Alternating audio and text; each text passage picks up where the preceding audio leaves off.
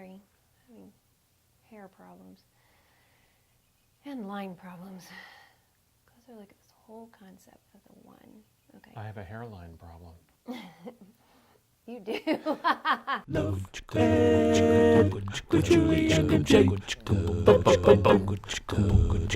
In our previous series, 3 Crucial Life Decisions for Relational Success, we spent not 1, but 2 weeks sharing the secret to finding the one. But this week we're really going to focus on that concept of the one and ask this question. Is there really only one, the one?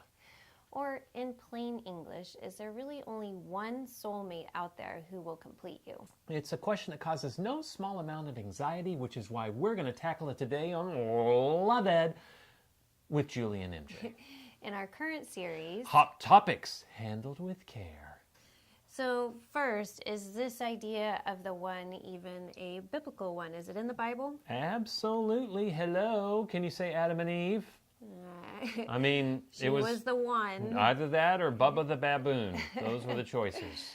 Well, there's also the story, I think of in Genesis, where Abraham sends a servant off to find a wife for Isaac, and the servant asks God for help in identifying her. Yeah, and you should ask God for guidance, by the way.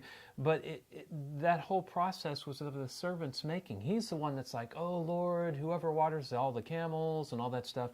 Abraham made it real simple. He's like, I just want the girl to come from our hometown, not from the surrounding culture where the pagans who don't believe in our God live. And number 2, she has to be willing to live in this pagan culture because this is going to be our promised land. So that first instruction that she not be an idol worshiper reminds me of Paul's instructions to the church. 1 Corinthians 7, where Paul tells women that they can marry whoever they want as long as he is in the Lord. Well, I was actually thinking of 2 Corinthians 6, where Paul instructs us not to be bound to unbelievers. Yeah, so real simple. But what does this mean to you who long to find the one that God has selected for you since the dawn of time? It means this. You can stop worrying about finding that symbolic needle in the hypothetical haystack. Because the whole mystical concept of that you'll only be happy in the arms of that magical one person. Yes, you're very magical. That's really a romantic idea, not a biblical idea. In other words, the only chosen one was Jesus. But we're not trying to say just go out and find a good-looking Christian and marry them. No way. There is so much more to making a good marital match. Which is what we talk about so often on our Love Ed videos, especially in our purpose-driven dating series. How can we simplify it for this video now that we've said there isn't only the one our viewers should be looking for? Well, 2 quick principles for finding a solid dating partner. And the first is? Let wisdom lead instead of feelings or intuition. Which means truly getting to know the person that you hope is the one. Yeah, watch for red flags. Red flags are for investigating, not for ignoring. And lean on the counsel of older and wiser friends and mentors who know and love you well. Yeah. And give those friends and mentors permission to be completely transparent with you about their concerns. Especially because it's considered rude in our culture to get involved in people's dating relationships, even if you love them and are concerned for them. Yeah, so true.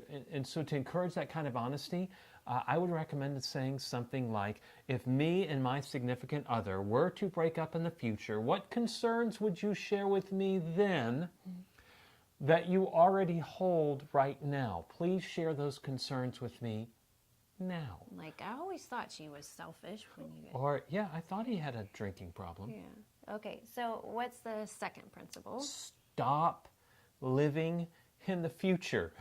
Because you can't live there. We only live in the present. That's what I hear.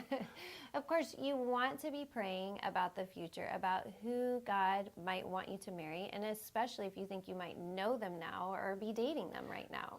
But pray about it and then leave it in the hands of God. That frees you up to focus on the health of your relationship right now in the present.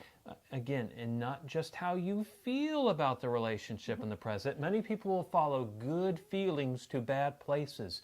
But what do you know about your date and your relationship that makes you feel strong or concerned about it?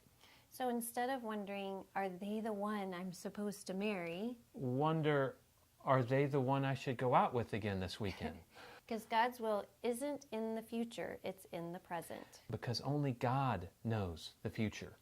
But what if someone thinks they feel like God has told them who they are supposed to marry? Oh, why that sounds like another hot topic we'd want to handle with care. So join us next week for more on Love Ed with Julie and MJ. Love Ed with Julie and MJ.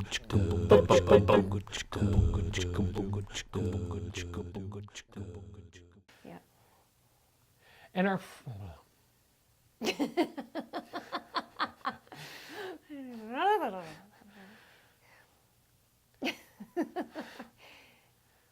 This isn't going to be like the Lincoln skit, is it? Okay. Okay.